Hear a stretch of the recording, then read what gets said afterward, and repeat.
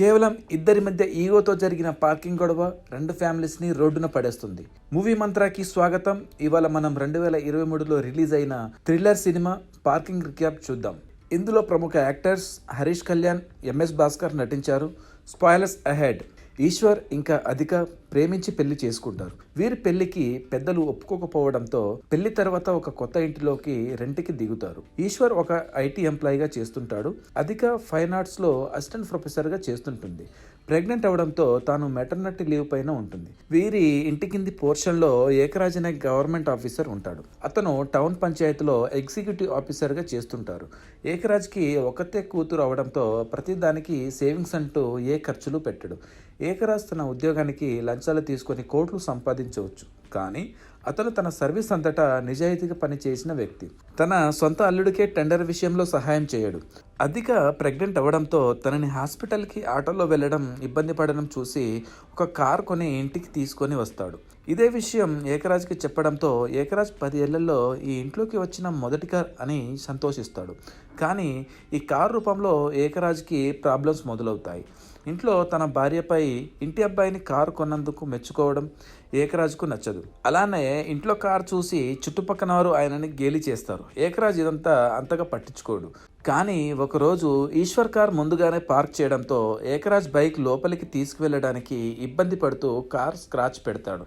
ఇదే విషయంపై ఏకరాజ్ని మందలిస్తాడు ఈశ్వర్. అదే రోజు రాత్రి ఈశ్వర్ ఏకరాజ్కి సారీ చెప్పి ఇద్దరు కలిసి డ్రింక్ చేస్తారు.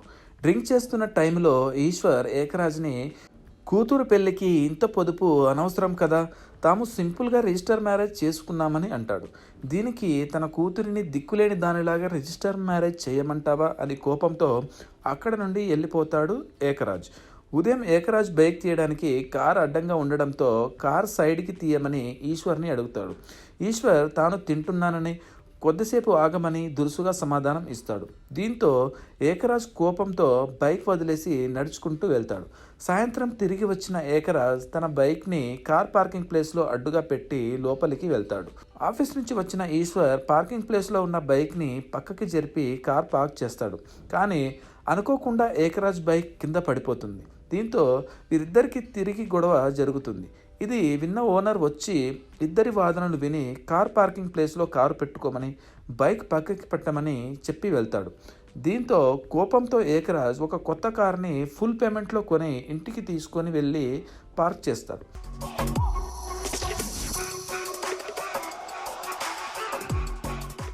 చేసేదేమీ లేక ఈశ్వర్ కార్ బయట పార్క్ చేస్తే వేరే ఇంటి ఓనర్ అతన్ని తిడతాడు. అప్పటి నుండి ఇద్దరు ఈగోకి పోయి నేను ముందు పార్క్ చేయాలనే ధ్యాసతో ఆఫీస్ మధ్యలోనే వదిలేసి మరీ వస్తుంటారు. అలా ఇద్దరు పోటీ పడుతూ ఒకరోజు ఈశ్వర్ ఏకరాజ్ కార్కి కట్టివ్వడంతో ఏకరాజ్ రాయితో కార్ని బద్దలు కొడతాడు. దీంతో గొడవ పెద్దగా అవడంతో ఈశ్వర్ ఏకరాజ్ పైన చేయి చేసుకుంటాడు. దీంతో వీధిలో ఏకరాజ్ పరువు అంతా పోతుంది. ఏకరాజ్ ఈశ్వర్కి కూడా ఇదే అవమానం జరగాలని చూస్తాడు. ఇదే సమయంలో ఏకరాజ్ని అతని అల్లుడు రెచ్చగొట్టి ఈశ్వర్పై పోలీస్ కేసు పెట్టిస్తాడు. కానీ పోలీస్ కంప్లైంట్లో తన కూతురి అపర్ణపై అసభ్యంగా ప్రవర్తించాడని కంప్లైంట్ ఇస్తాడు. ఈ కంప్లైంట్ కోసం తన కూతురిని ఎమోషనల్గా బ్లాక్మెయిల్ చేసి స్టేషన్లో సాక్ష్యం ఇచ్చేలాగా ఒప్పిస్తాడు ఏకరాజ్. దీంతో ఈశ్వర్ని పోలీస్ స్టేషన్లోనే ఉంచుతారు పోలీసులు. ఇదే విషయం అపర్ణ తన తల్లితో చెప్పడంతో తను అపర్ణని మందలిస్తుంది. తన భర్త జైలులో ఉండడంతో అధిక కేసు వాపస్ తీసుకోమని ఏకరాజ్ని ఏడుస్తూ ప్రాధేయపడుతుంది. కానీ ఏకరాజ్ కోపంతో ఈశ్వర్ని ఏమేం చేస్తానో చూడమని అధికకు వార్నింగ్ ఇస్తాడు. కానీ ప్రెగ్నెంట్గా ఉన్న అధిక బాధ గమనించిన అపర్ణ ఈ కేసుని వాపస్ తీసుకుంటుంది. ఇంటికి వచ్చిన ఈశ్వర్ తన కోపాన్ని ఏకరాజ్ అల్లుడిపై తీర్చుకుంటాడు. ఈ గొడవ అంతా జరుగుతుండగా వచ్చిన ఇంటి ఓనర్ ఈశ్వర్ని ఇల్లు ఖాళీ చేయమని చెప్తాడు. అప్పటి నుండి ఈశ్వర్ ఏదో ధ్యాసలో ఒక సైకో మాదిరిగా ఆలోచిస్తూ ఉంటాడు. తన కారుని కూడా బయటనే పార్క్ చేస్తాడు. ఏకరాజ్ చేసిన పనికి తన కూతురు అతనితో మాట్లాడడం ఆపేస్తుంది. దీంతో ఏకరాజ్ పశ్చాత్తాపంతో అధికను క్షమించమని అడిగి వాళ్ళిద్దరిని ఎక్కడికైనా దూరంగా వెళ్ళిపోమని సలహా ఇస్తాడు. కానీ ఈశ్వర్ మాత్రం పగతో రగిలిపోతూ ఉంటాడు. దీంతో అతను ఏకరాజ్ని ఫాలో చేస్తూ అతడు ఉండే ఆఫీస్ అన్ని గమనిస్తుంటాడు.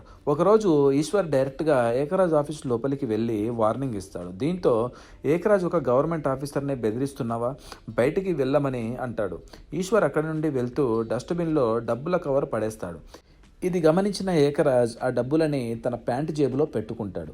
అదే సమయంలో విజిలెన్స్ టీం ఏకరాజ్పై కరప్షన్ మీద రైడ్ చేస్తుంది. ఏకరాజ్ డబ్బులని దాచాలని చూసిన చివర్లో డబ్బులతో దొరికిపోవడంతో ఏకరాజ్ని టెంపరీగా సస్పెండ్ చేస్తారు పై అధికారులు. ఇది న్యూస్లో చూసిన అధిక ఏకరాజ్ ఒక సిన్సియర్ ఆఫీసర్ అని, ఇదంతా ఎందుకు చేశావని ఈశ్వర్ని అడుగుతుంది. తనని పోలీస్ స్టేషన్లో ఒక నేరస్తుడిగా ఉంచాడని, అందుకే ఇలా చేశానని అంటాడు. అధిక అందుకే ఇక్కడి నుంచి వెళ్ళిపోదాం అంటుంది. కానీ ఈశ్వర్ అతన్ని చూసి భయపడి ఎక్కడికి వెళ్ళనని అంటాడు. తనని సస్పెండ్ చేయించాడన్న కోపంతో ఏకరాజ్ ఈశ్వర్ కార్ టైర్ బోల్ట్స్ని తీసేస్తాడు. మరుసటి రోజు అదే కారులో హాస్పిటల్ బయలుదేరిన ఈశ్వర్ అధిక కొద్దిలో ప్రమాదం నుంచి తప్పించుకుంటారు. ఈశ్వర్ కోపంతో ఇంటికి వచ్చి ఏకరాజ్ కార్ అద్దాలు పగలగొట్టి జరిగిందంతా చెప్తాడు. ఇది విన్న ఏకరాజ్ భార్య అతను చేసిన పనికి తిడుతుంది. ఏకరాజ్ పూర్తిగా ఈగోతో నిండిపోయి నా ఇంట్లో ఉంటూ నన్నే ఎదిరిస్తారా అని తన భార్య గొంతు పట్టుకుంటాడు. దీంతో ఆవిడ తన కూతుర్ని తీసుకొని ఇంటి నుండి వెళ్ళిపోతుంది. ఈశ్వర్ భార్య కూడా తన బట్టలు సర్దుకుంటూ ఈశ్వర్ ఈగో ప్రాబ్లంతో తనని తన బిడ్డని ప్రమాదంలో ఉంచాడని ఏడుస్తూ ఈశ్వర్ని వెళ్ళిపోమంటుంది. ఈశ్వర్ కూడా జరిగిన తప్పు తెలుసుకొని కొత్త అపార్ట్మెంట్లో ఇల్లు తీసుకుంటాడు. అధిక మాట్లాడకపోవడంతో రాత్రి దాకా బార్లో తాగుతాడు. ఇదే సమయంలో వర్షం ఎక్కువగా రావడంతో కిటికీలు మూయడానికి వెళ్ళి అధిక కింద పడిపోయి చాలా నొప్పితో బాధపడుతుంది.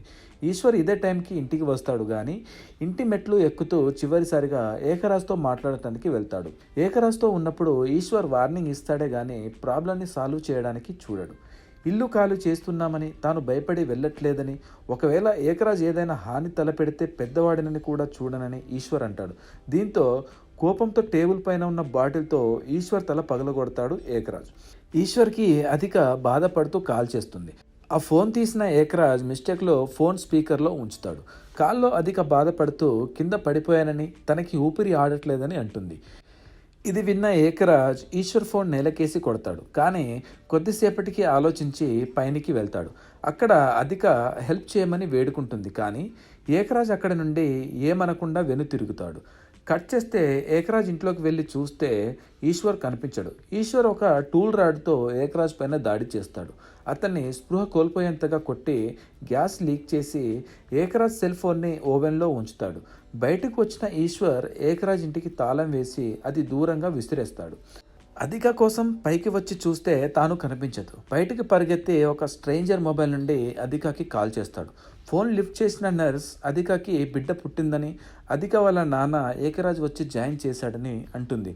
దీంతో తన తప్పుని గమనించిన ఈశ్వర్ ఏకరాజ్ని కాపాడటానికి వెళ్తాడు. కానీ ఇంటి కీ ఎంత వెతికినా దొరకదు. డోర్ పగలగొట్టడానికి చూస్తాడు. చివరగా మెయిన్ స్విచ్ ఆఫ్ చేయడంతో ఓవెన్ ఆగిపోతుంది. కట్ చేస్తే హాస్పిటల్లో ఈశ్వర్ ఏకరాజ్ ఒకరికొకరు సారీ చెప్పుకుంటారు. ఇదంతా తమ ఈగో వలన జరిగిన తప్పులని తెలుసుకొని పశ్చాత్తాపడతారు.